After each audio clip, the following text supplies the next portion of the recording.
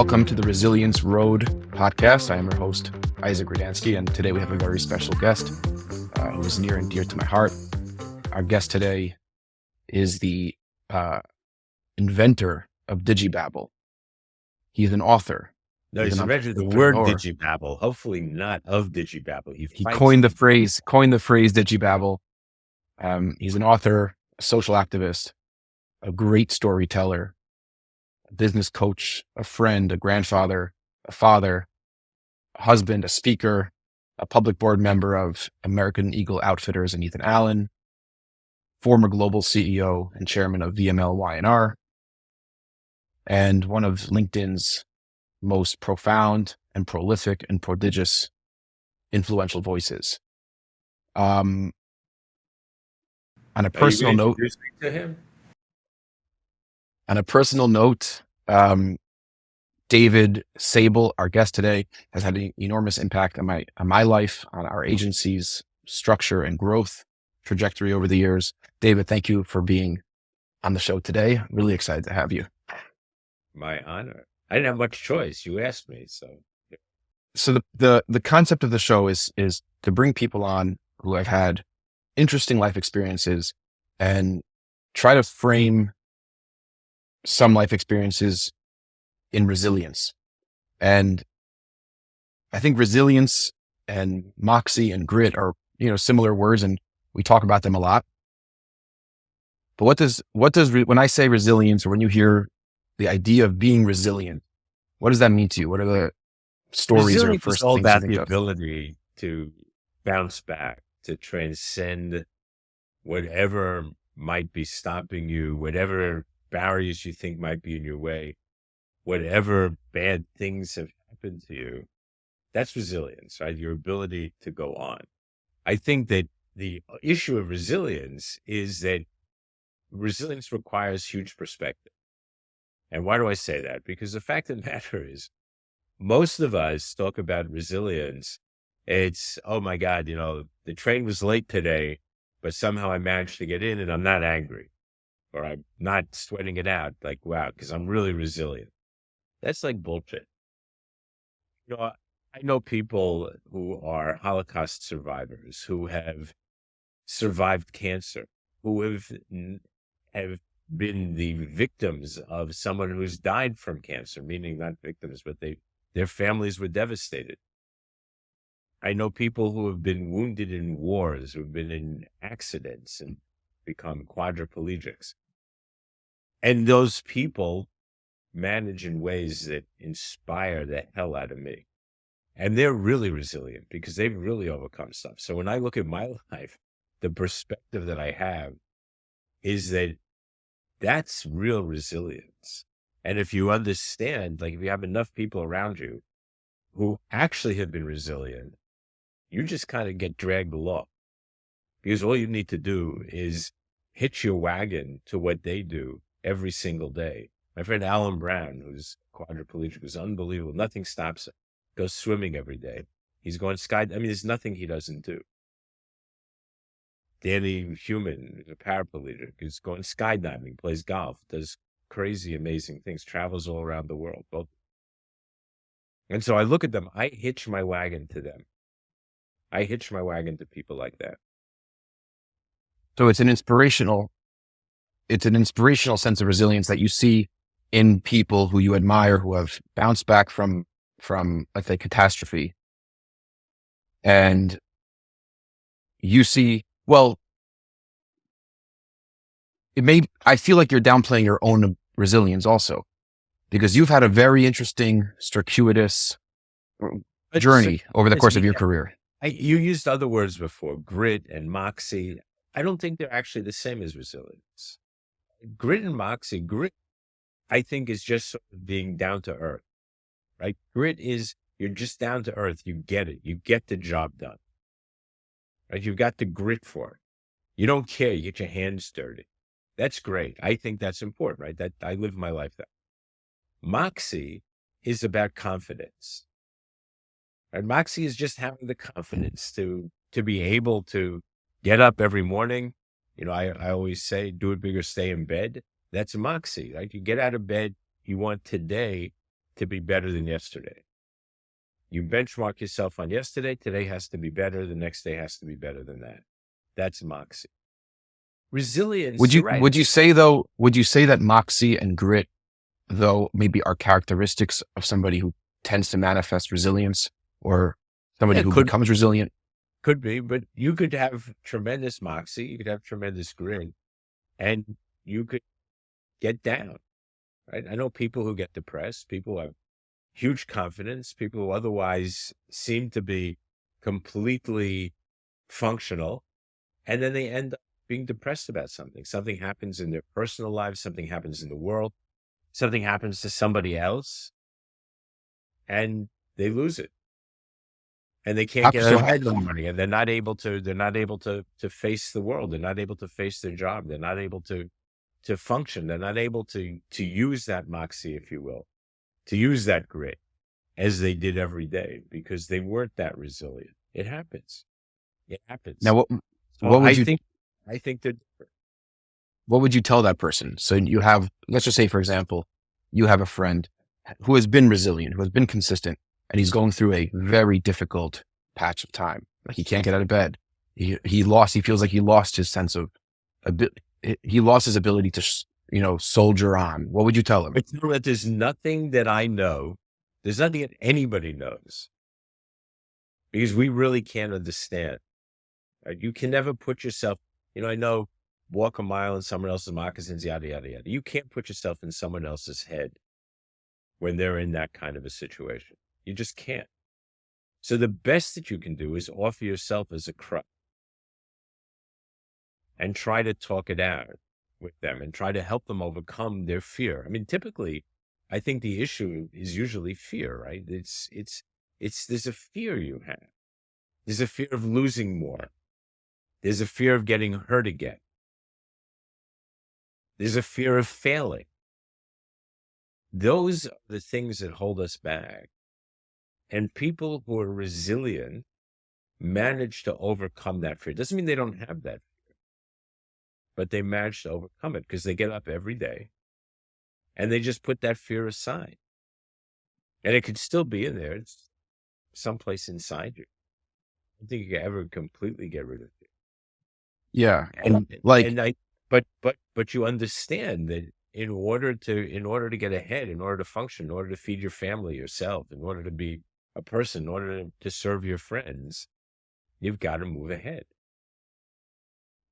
It's almost as if the difference between those who are resilient and not the difference isn't whether or not you have bad days or bad weeks or patches of depression or feeling down. It's how you manage through those moments or periods of time. It's all how you manage through. And that's why I say, I keep everything in perspective.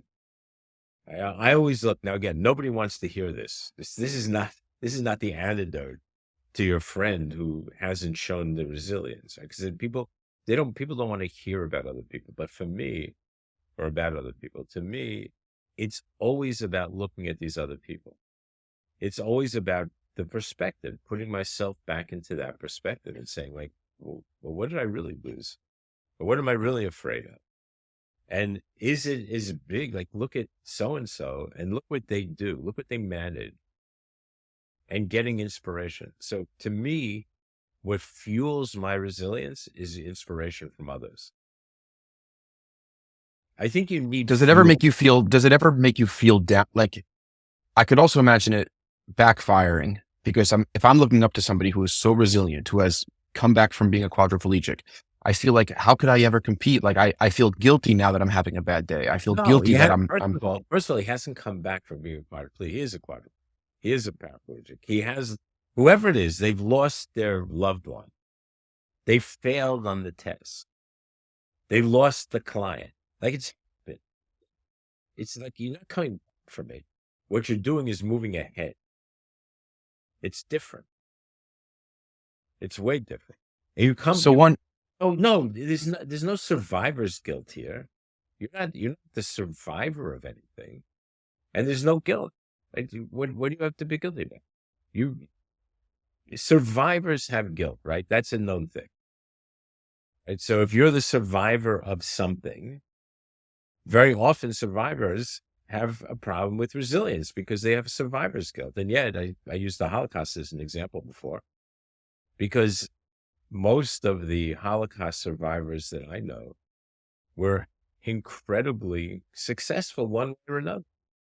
What was success? Success is that they lived the next day and the next day and the next day and the next day. They didn't throw the towel in for life. Right? That's unbelievable to think that people could come back from that. Right? You see it all over the world. And I think that that's really critical. This notion of resilience being there's no consistency to it. I think sometimes, because hard days, we all get down. Everybody gets down.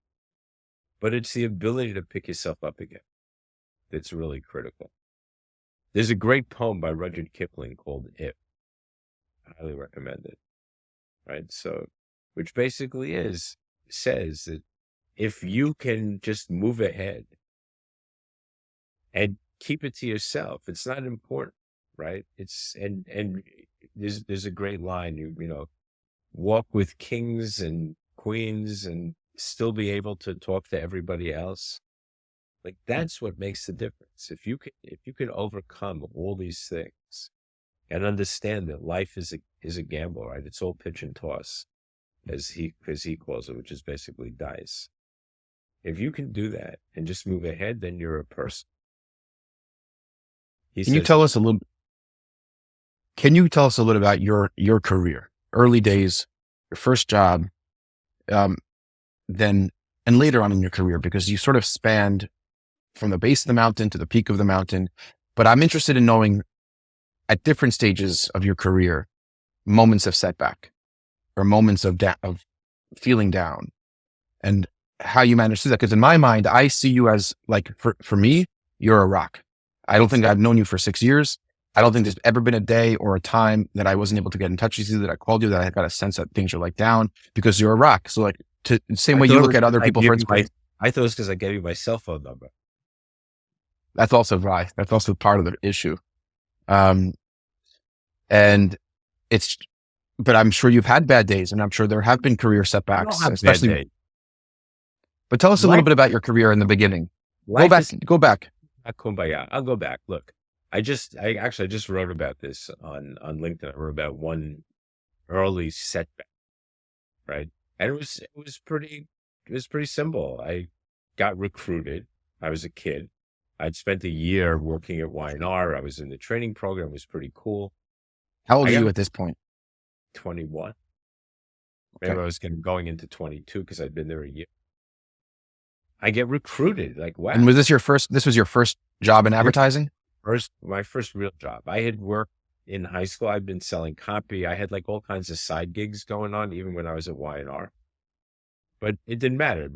Being in the agency was a big deal, right? There was a discipline. It was learning. It was big accounts. It was completely different. And it was wearing a suit and tie every day. It was the discipline of how to take notes, of how to roll your sleeves up, of when to eat and when not to eat, how to go to a climbing. It was incredible, the learning. Things I still do to this day, frankly.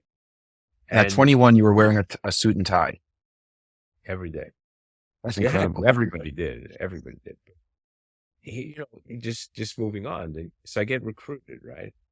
And it was a big thing. I felt like $1 million. You get your first call from a recruiter. I got into Y&R, into the training program. It was highly competitive because I'd been a summer intern at their biggest client and it rocked it, I guess. And so they said to Y&R, all right, you got to take them, which is great. And so I got pushed ahead of the line, and I made the cut. And then I get this call, and it's amazing. So I go to the interview feeling, I don't want to say I was cocky, because cocky is not like one of my states of mind usually. I was pretty confident, for a kid. I knew what I knew, and I'd been in this training program. I was pretty polished from that point of view. And I remember I walked into the guy's room, and there wasn't a picture on the wall. There wasn't a picture on his desk. Nothing personal. And my little cube was like a riotous place, even back in those days. Pictures and hanging things, like you can't even imagine. They used to get really pissed because I had crazy stuff in there. And I sit down, and the first thing he does like give me any, asks me no real questions. There's no input. There's no thing. I'm getting nothing from this guy. He takes a calculator, which we used in those days, puts in front of me, and says, I want you to calculate the BDI, which stood for Brand Development Index. I didn't know that because we didn't use that. And of X, or whatever it was, whatever his brand was. It was actually Midas Mufflers. And it's like, well, gee, it's really nice. I'd love to do it. But could you tell me what a BDI is and tell me what goes into it and give me the equation and show me where I get the numbers to plug in, and I'd be happy to do it. He said, no, figure it out. At which point I got up and walked out of the room. Now, I will tell you that, my legs were shaking a little bit. I didn't let him see it. I walked out of the office, went back to my office. No cell phones in those days, so I had to wait till I got back. Called the headhunter, the recruiter, who is still to this day my friend, 40 years, 50 years later, how long. And I said to her, don't ever send me on an interview like that again. I said, I won't work with you. I won't talk to you. Don't ever send me on an interview like that again. I said it was demeaning. It was terrible. But the truth is, I was feeling demeaned. I was feeling like, holy shit, maybe I'm not worth anything. Maybe I really didn't learn anything. Maybe I'm no good. And maybe I didn't prepare. Like, what did I do wrong? I was beside myself. About an hour later, I get a call from that same agency. It's the president of the agency. It was a pretty well-known agency. Actually, it was famous. The president, he wanted to see me after work. Okay. So I go to see him. And he basically said, don't judge us by that guy. I get it. I spent an hour with him, maybe more. I left with a job that was 3 stations above the one that I had gone into. And remember, I'm just a kid that I had gone in to interview for at a way higher salary. And within 6 months, I was higher than that guy. Wow. And so what I learned from that was speak up, be confident. If you are confident, be confident. That's a degree of confidence that most. Don't be an asshole. Like, I think that's the biggest thing that you learn from that is, right? I vowed that moment that when I got into a position to be able to hire people, that I would only interview people and look to help, look to pull out from them what might be great and what might be useful to us. And if they weren't the right people, then just be nice about it and not to be an asshole. Like, I made that vow at that moment. Yeah. And hopefully I have. But that was like a next level amount of confidence. That's not what most people, 21, 22, going in for an interview that they want to go in for, they hem and haw and trip over their words, try to figure out what the calculation is, change the subject. You got up and walked out, which is like, that's not normal. I knew I didn't know it. It was pretty simple. I knew I didn't know it. I was confident in what I knew, and I was confident about what I didn't know. I wasn't embarrassed. I was when I left the room afterwards. I was thinking, okay, I'd second guess myself, but there was no way I was going to let him step up. That was completely different. So it wasn't this confidence. I wasn't going to let him step on me. Like, just why would you want anybody to step on you? I wouldn't allow it. So fast forward a little bit, whether it's to Wonderman or back to YNR CEO, you have accounts. I know that you won most of the accounts you pitched, but I'm sure you've lost accounts. And I haven't heard many stories about losing accounts. Nobody ever wins most of what they pitch. I've won more than my share. Nobody wins most. It doesn't happen that way.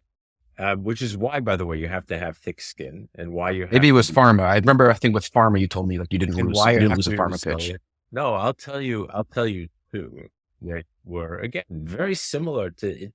And maybe it's just life, right? Maybe it's just the way life business. Both very similar. So in one case, I had been asked by the leadership of our company to help with a piece of business that was walking out the door. Wasn't my account. Never met the client. Client was a problem. They wanted to try to save. Can you say which client it was? No. So they sent me, it was a high-end luxury item, personal item that people buy. They sent me to the pit. They sent me to meet the client. I met the client. I could see the guy was a problem. Didn't like the agency. I knew this was not going to be good, but okay, you do your best. You try. And so we went back. I took a brief, and the creative team, in my view, came up with the best campaign I've ever seen. It was for watches, by the way. I won't tell you which. Best campaign I've ever seen for watches.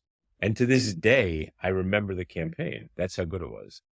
And essentially, the whole idea of the campaign centered around the face of the watch. And the face of the watch often being the one thing that was familiar to you wherever you were. So again, remember, pre-cell phones, pre your iPhone, and pre any other way of knowing what time it is. So everybody wore watches. But you'd look at your watch, right? You'd be in a hotel room, and that watch might remind you of home. It's something familiar. You knew it. You'd be, didn't make a difference. It was a brilliant, brilliant campaign. And so we present the campaign. The client was sitting way in the back. So nobody back then campaigns were always presented in person. Is that right? Always in person. Yeah, there was no other way to do it. There's no such thing as Zoom. Hate to tell you. You weren't born yet? Yes, there's no such thing as Zoom. So we went, client was sitting in the back of the room, and his team was sitting close in. And we finished the campaign, and the CMO speaks up first. And he was a great guy, the CMO. Now, I could tell as we're presenting, the president of the company, who wanted to change, who was pissed for whatever reason, was fuming.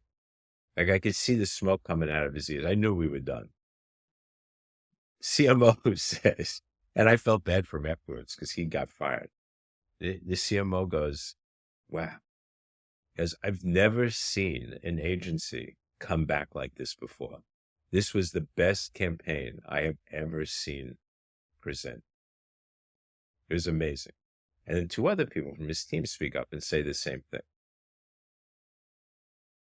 President of the company starts screaming maniacally from the back, calling his CMO names.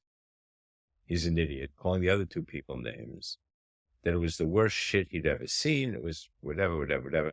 And the people with me, my creative team, literally, they looked like deer in headlights. I mean, it was abusive. So I said to them, close your books. Let's go. And we start walking out, and he starts screaming at me, you can't walk out. And I said, yeah, we can, because I just resigned the business.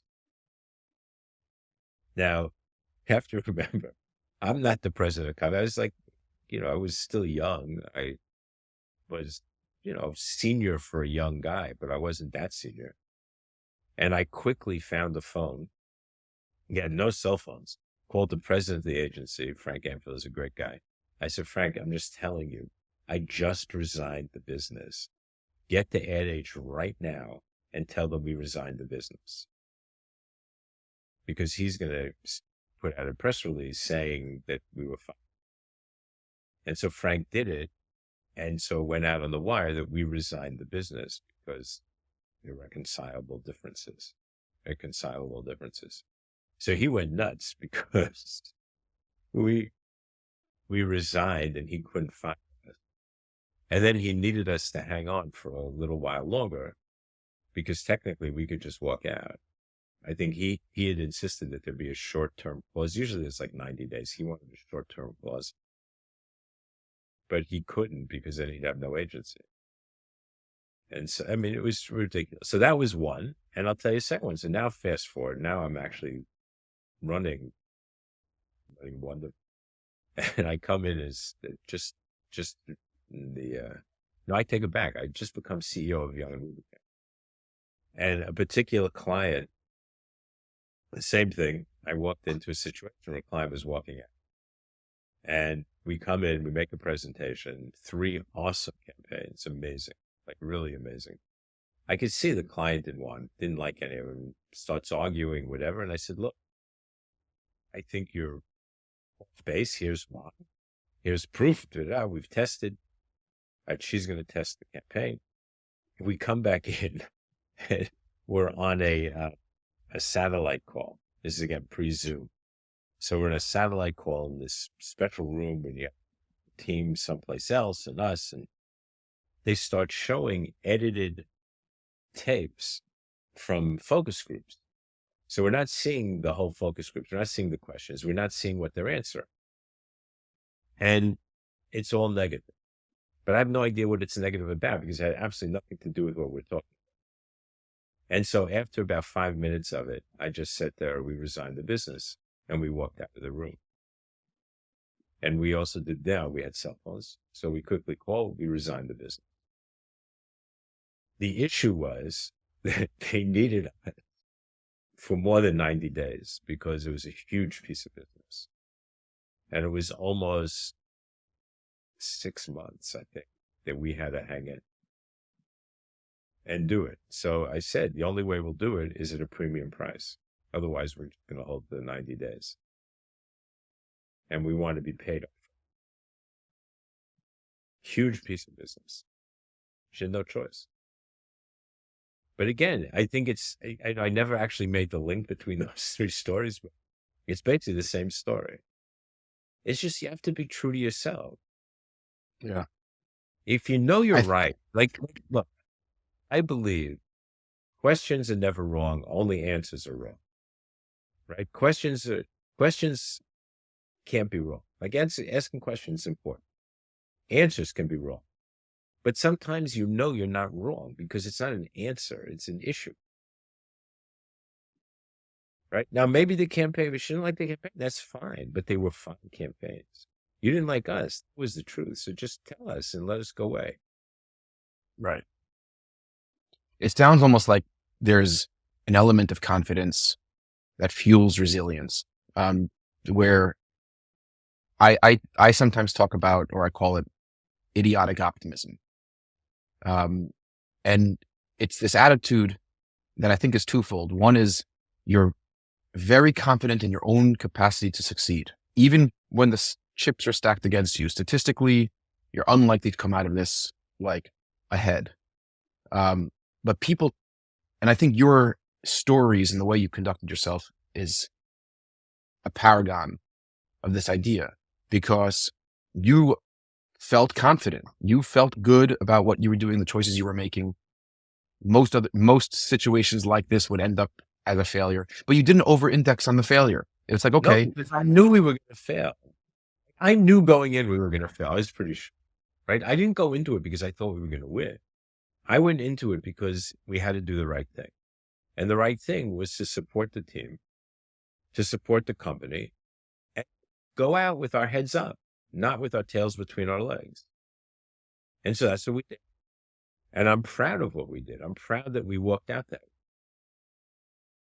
And I think that's important. Did you ever lose an account and you're sitting there feeling like, this is it. This was too big of an account to lose. We're really in trouble. The agency's in trouble. I don't see how I'm going to climb out of this. No. Honestly, I can say that I never had that big a loss. I can say, and my wife will tell you, that, I've lost business and lost pitches that I thought we should have won. I was pretty sure we had won. So it's slightly different than the other story. And I came back and I was depressed. But, that depression lasted a couple of minutes. Right. It didn't last, it probably lasted longer than that, but it didn't last much longer because nobody wants to be around you. How can you move ahead so the first thing that I always think about is, okay, so what's next? What am I going to do? Hey, how do we okay, so we lost that. We get another piece of this. What did we learn from this? Debriefing is critical. I think debriefing helps resilience a lot in business, not necessarily in life, in business before. Like, what'd you do wrong? What'd you do right? Would you do it the same way again? And sometimes the answer is yes, you would do it exactly the same way. Sometimes the answer is Right. no. You realize, wow, I made a mistake. Right. Like if I had done X, maybe it would have been different, but maybe not. Right? Maybe they just didn't like you. Maybe they just liked the other ones better. Maybe it was preordained. Who Yeah. knows? It's important. It's And I just think that's part of what has made you an effective leader. I'm not saying you don't have the brains and the skills, but like a lot, you could find a lot of people with the brains and the intelligence and the skills and the humor and the creativity, but the the person who doesn't allow a stack of success and failed pitches or failures to dim their excitement for what's next tomorrow. I woke up today and I'm just as excited as I was yesterday, even though, yeah, we all lost this pitch together, but I'm the one in the room that everything's amazing. This is great. This is going to be awesome. And those are the type, that's why people wanted to attach to you as a leader. And at part of it, in my view, is like, it's an energy, it's an excitement, it's a moxie that but you people want have to tap into. right, but you have to pay that forward. So I'll tell you a last story. And we had one of the big piece of business that we were awarded. We didn't pitch it. We were awarded the business. I was at when I first took over Wonderman in New York. Was amazing. Right? Incredible piece of business. Very, very big. Put us over the top that year. And the woman who gave it to us had worked for me in another agency, in the same company, but in the same holding company, but a different agency. And it was just like, what? I hadn't seen her in a long time. And she just called me out of the blue because she saw that I had taken over Wonderman. She said, I want you to have this business. So we took it over. And then she came to the office and I said, what's that about? Like, this is amazing. And she said, you don't remember, but I'm going to tell you. So we were working on a particular piece of business and I made a mistake. Something that I printed was wrong. I didn't proofread it well. And it had to be reprinted. And she said, I was standing in the kitchen. I was crying. I was hysterical. And you walked in and you said, what's wrong? And I told you the story, assuming that I was going to be fired. And you said to me, okay, you fucked up, move on. And she goes, that's it. And I said, yeah, just get it reprinted. We'll eat the cost. It wasn't whoever it was. And that's it. Finished. And so now the truth is that was the right thing to do. It wasn't, she was incredible. She happened to be a great person, as was proof that she's now a senior in this company. Right? She was amazing. It was a mistake. Was it her mistake, the proofreading? She took accountability for it. I thought that was amazing. She didn't blame anybody. Right? Now I'm a shit proofreader. I can't proofread. I can't spell for the life of me. So I would never, ever allow myself to be a proofreader of something. I'd make sure I had 10 proofreaders in place to be sure and to be safe.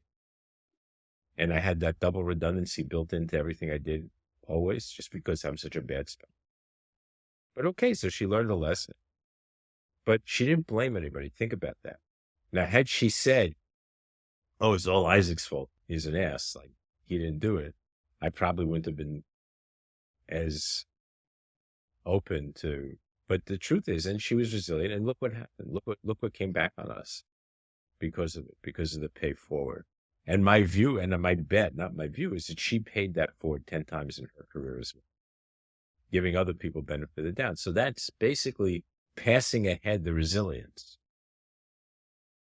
So that's interesting because not only could resilience be developed, but it could be encouraged in other people. Absolutely. And that forgiveness, it's that sense of like, look, we're going to get another shot at this. And you made a mistake and we move on, and we're going to move on excitedly, and we're going to move on positively. And I think that's a big insight. Forgiveness is often a great catalyst for resilience. Like other people forgiving you. Like if you think you've done, and you might have done something. yeah, Other people, I remember is resilient. I think one of the first times I really saw this lesson that from you paying it forward to me was I called you 3 years ago on a Sunday morning. I said, we got this AstraZeneca pitch, big pharma. We don't know what the hell we're doing. It's just 70 pages of questions. We've never been delivered an RFP of this size. I said, David, look, I called 3 other CEOs in the industry from performance agencies. Each one told me, do not spend your time on this pitch. You're going to lose. You don't have big pharma case studies. Even if they like your stuff, they won't give you the business. Don't waste your time. It's going to cost you too much money, too much time. And you said, what? What nonsense? What absolute nonsense? Let's get to work. Let's get to work. Call me anytime you need. Any questions you have about the RFP, I'll tell you what to write. Get to work. And we got to work, and it was 8 weeks of intense. I mean, the whole agency was sidetracked putting together materials for this pitch, and it was expensive. And we made the funny video. I look back, and we lost the pitch. We lost the pitch, and we lost the pitch for the very reason I was told that we were going to lose the pitch for. But I look back. It's not only looking back fondly at that time. We came out of that experience with 10 new pieces of content, 10 new ways of looking at performance marketing, an attribution model, a sales velocity formula that could be plugged into any other client. We came out of that 2 months, a demonstrably smarter, more effective agency. And we have reused those materials 20 times since then to win business. And I think that it was just that attitude is you're looking at this from the basis of whether or not you're going to win this account. That's the wrong way to look at it. Look at it as an opportunity to grow and to develop yourself. And who the hell cares if you win the account? Your whole team will be better for this. Do it. This idea that you're not going to win the pitch, therefore I'm not going to try. It's such a, it was a real and every time since then we received a pitch, even pitches, we know that it's very slim chances of us winning. You go all in, you go in swinging, you go down swinging. And that's I think that's an optimism and a mindset that I picked up from you over the years. Well, thank you for that. But yeah, I mean, it's all part of the chain. It's all part of the resilient chain. Yeah. It just is. Because if you approach everything that you're going to win, first of all, there's a cockiness to that. It's nonsense because you can't. And I think that it sets you up for worse failure, because then failure is much harder. You don't accept the truth of failure. You just look for the blame of failure. And I don't think the blame of failure shows resilience. I think it shows finger pointing. And that's never good. Yeah. Last thing before we wrap up, I want to get your take. You spoke recently about Butch Cassidy and the Sundance Kid on LinkedIn. One of my favorites. And you quoted the famous dialogue between Butch and Sundance before they jump. And you tell me if I'm wrong, but maybe there's an element of resilience here. When Butch says, I'll go first, and Sundance says, I can't swim. And what Sundance is saying is I can't do this. I cannot win this account. I physically can't do it. And Butch didn't respond, I'll teach you how to swim. You can swim. All you need to do is kick your hands. He didn't try to attack the anxiety or the feeling that I'm going to fail. It was a total, in my view, a brilliant reframing. It's you don't need to worry about swimming. You're going to die from the fall. And of course it's an ironic way of, but I think maybe that's the similar idea. And you tell me, I mean, what do you think about that? Yeah, that's why I quote it all the time, because that's exactly what it is. The fall is going to kill you. So what the hell? Right? You're going to die in that particular scenario, right? They're coming after them. If they stay there, they're dead for sure. Might take out a couple of them. Doesn't matter. They're dead. Gone.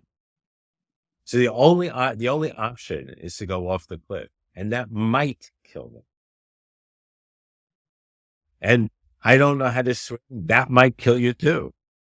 But those are two mights. That's a certain. You go off the cliff. There's no choice. There's a famous story, and this will end. There's a famous story about the king who is pissed at one of his advisors, and he's like so angry at him, he's just going to kill him. And he gets the executioner. He's about to cut his head off, and the executioner and the advisor screams out, son, don't kill me. If you let me live, I will teach your favorite horse, your beloved horse, how to talk. So the king said, really? He said, yeah. He said, I've never told you, but I have the power. I can do this. So the king says, you have a year from today. If a year from today the horse isn't talking, off with your head. So they let him go, and the advisor's friend comes to him and says, what are you, crazy? You're going to teach the horse? What were you thinking? He said, look, I've got a year. Here's what's going to happen. I may die. The horse may die. The king may die. Or the horse may talk. And so that's, to me, is the same philosophy as the Butch Cassidy thing. So I always say, we're going to get into a situation like that. The horse may talk. Who knows? The horse may talk. That's resilient. Yeah. The horse may talk. David, thank you very much for being here today. I think it was an interesting and inspirational conversation. Appreciate your time. Last talking to you, and don't forget, the horse may talk. The horse may talk. Last thing, if people want to follow you online, how's the best place to find you? LinkedIn is the best place. LinkedIn, look up David Sable, the Imagine newsletter in particular. Thank you. David, thank you very much.